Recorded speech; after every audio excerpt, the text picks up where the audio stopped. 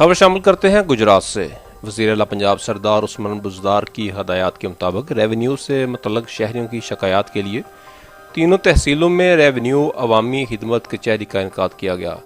Deputy commissioner doctor خرم شہزاد نے تحصیل office Gujarat میں، جبکہ کھاریاں اور سرائے عالمگیر میں متعلقہ اسسٹنٹ کمشنرز نے ریونیو سے متعلق عوامی شکایات سنی۔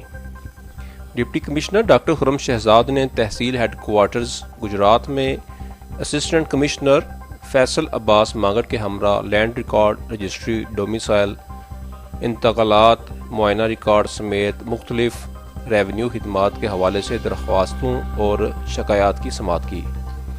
دوسری طرف اے سی کھاریاں خالد عباس سیال اور اے سی سرائے عالمگیر احسن ممتاز نے درجنوں شکایات پر شہریوں کو فوری ریلیف فراہم کرنے کے لیے احکامات جاری کیے۔